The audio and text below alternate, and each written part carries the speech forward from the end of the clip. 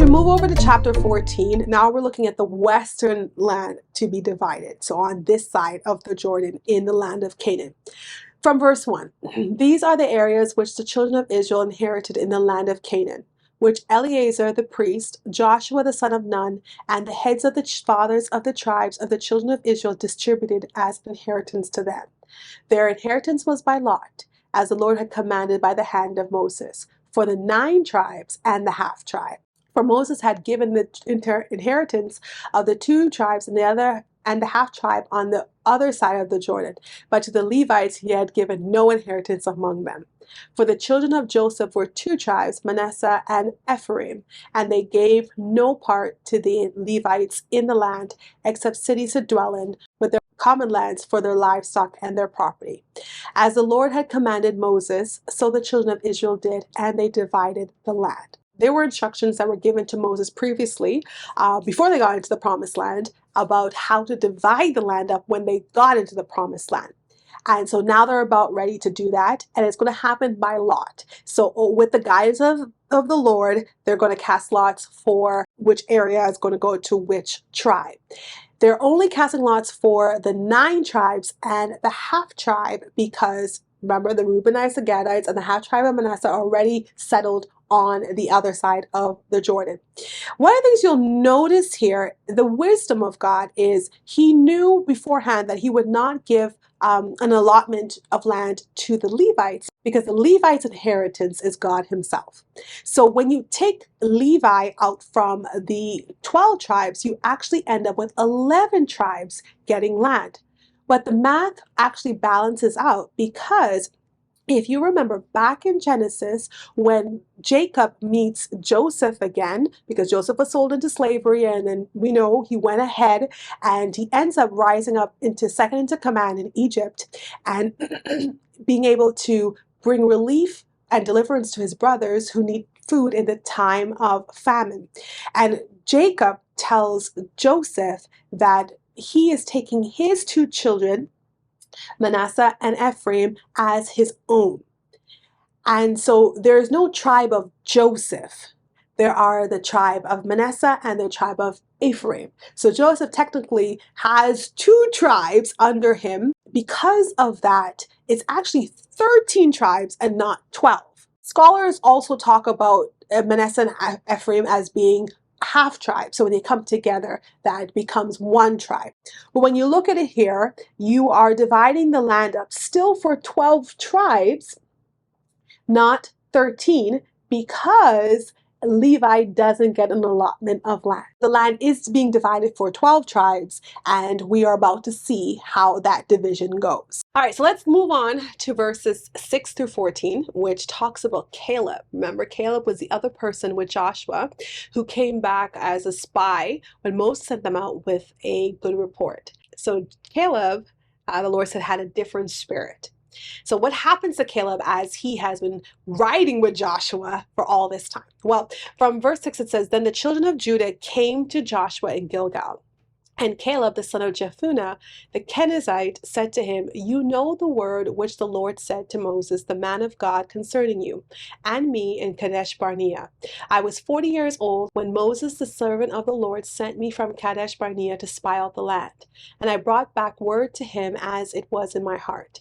Nevertheless, my brethren who went up with me made the heart of the people melt, but I wholly followed the Lord my God.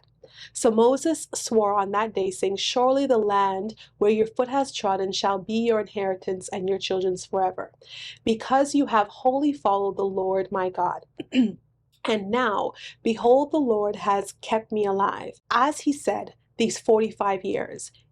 Ever since the Lord spoke this word to Moses while Israel wandered in the wilderness, and now here I am this day, 85 years old.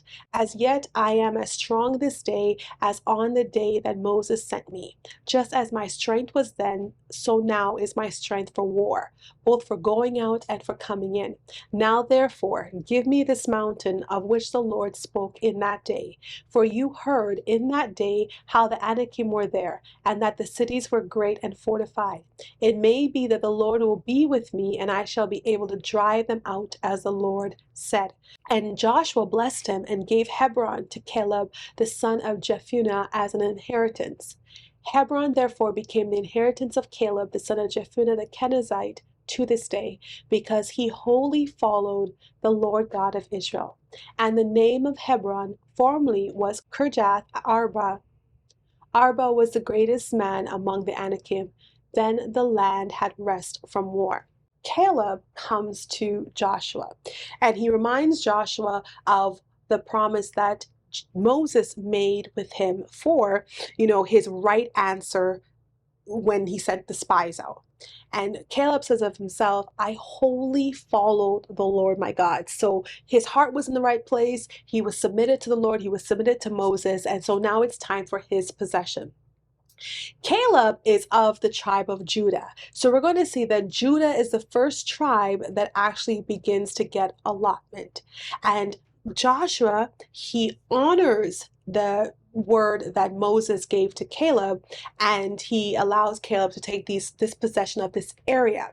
Now, in this area, there were the Anakim, which were the mighty warriors, the tall, great men of strength. Caleb knows what it entails to take this mountain region that he's asking for. Now, he's not going there just to retire, even though he's like 85 now. He is going there to drive out the inhabitants. He has the same strength that he had when he went out as a spy. He wants the possession, but not just for his own self. He wants it to be able to do the work of the Lord and driving out these great warriors. It also lets us know in the speech that Caleb gives the age range of both Caleb and Joshua. Now, we don't know specifically how old Joshua was at this time, but what we do know is that when Caleb was sent out as a spy, he was 40, and now 45 years have passed. So the 40 years of wandering in the wilderness, and then for about 5 years coming into the territory that God had given them, the land of Canaan, and making war with all the inhabitants. So now he's 85. Joshua, we don't know how old Joshua was when Moses sent him out as a spy, but we do believe that he was around that age. So he could have been between 30 and 40 at that time when he went out as a spy. So by now, 45 years later, Joshua is also getting up there in age. But it also lets you know that Joshua, in order to have been around 30 or 40 when he is sent out as a spy, that Joshua had to have been born in Egypt. Because remember, they don't wander for 40 years until after the bad report comes back with the 10 spies and the good report with Joshua and Caleb. So Caleb is asking for his mountain. He believes that he is able to conquer it, to drive out the inhabitants. And I just love the boldness of Caleb. He stands up, remember the word that Moses gave me? I'm ready to take it. He didn't look at his age. Then he didn't look at his age now. He knows that the person who makes the difference is God. Caleb is of the tribe of Judah. Judah gets its first allotment of land. They're the first people to receive an inheritance. Then we're going to go on to chapters 15 through 17 that it will deal with the inheritance of Judah and Ephraim and Western Manasseh. I'm not going to read all of the boundaries and all of the details. You can go through them for your own study. It might be a little tedious. You're like, okay, they got land, right? But just think of your life today. When you talk about where you live, you give an address. If you own a house, you know where your land ends so that your neighbor doesn't come across on your land. We have markers. We've got municipal documents that say where we live. I know my street address. I know the border of my city. So it's still important information. It's just that this time is a little bit far removed from today, so it doesn't seem as important. But like I said, for in that time, this would have been extremely important, so everybody knew what was their land, where their boundary markers were. And especially when God says that they're not supposed to be transferring land back and forth. They can't just like give land and just swap land, all that stuff. If you remember the daughters of Zelophehad, that they were getting their own inheritance and then they would only have to marry within their tribe so that the land doesn't go back and forth. God was clear about that. So this was important. They needed to know the boundaries of their land. From verse 13, it says, "Now to Caleb, the son of Jephunneh, he gave a share among the children of Judah, according to the commandment of the Lord to Joshua, namely Kirjath Arba, which is Hebron. Arba was the father of Anak.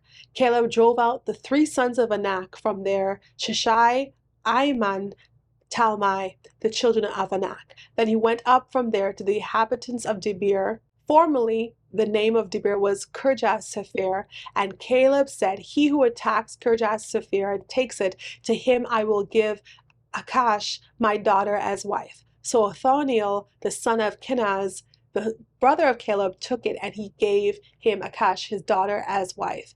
Now it was so when she came to him that she persuaded him to ask her father for a field. So she dismounted from her donkey, and Caleb said to her, What do you wish? She answered, Give me a blessing, since you have given me land in the south, give me also springs of water. So he gave her the upper springs and the lower springs. So we're seeing in the land of Judah now, they're getting their own allotment of land.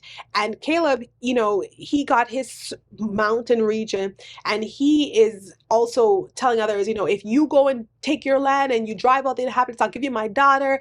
And you can already see it, boldness runs in the family, because the daughter's like, okay, all right, now I want springs. All right. And she asks and she gets things too. He was a man of boldness. He encouraged boldness among those in his tribe, among his own family. And he needed this to be able to conquer the city that he had. And it says that he drove out the three sons of Anak. So we can tell that he was doing what God had said. And the chapter continues with the allotment of land to the cities of the children of Judah according to their families. So there's about 29 cities and their villages at the limits of the tribe of Judah. And then in the lowland, there are 39 villages. And in the mountain country, there are 38 villages. In the wilderness, there are 6 cities and their villages. And we read in verse 63, As for the Jebusites, the inhabitants of Jerusalem, the children of Judah could not drive them out. But the Jebusites dwell with the children of Judah at Jerusalem to this day. So there are people remaining in the land of Judah that should not be there, the Jebusites. But it says that they could not drive them out. Jerusalem was a city that was easy to defend because it was elevated on a hill. So that's a little bit of a reasoning behind why they could not drive out the Jebusites.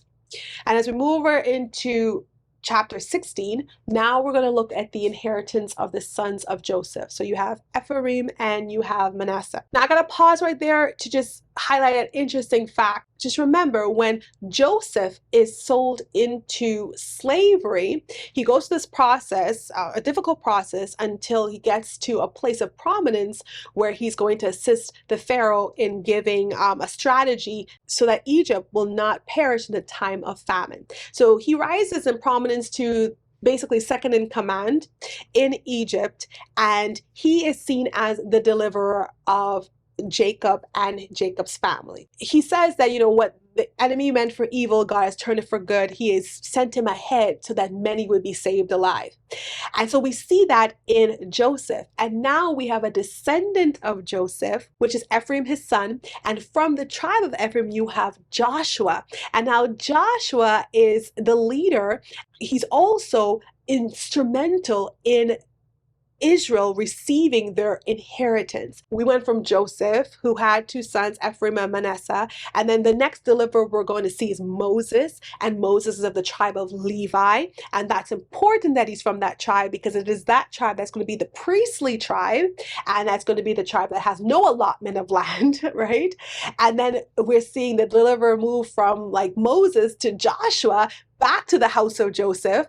So, it's interesting to see how legacies are lived out many, many years after you have gone.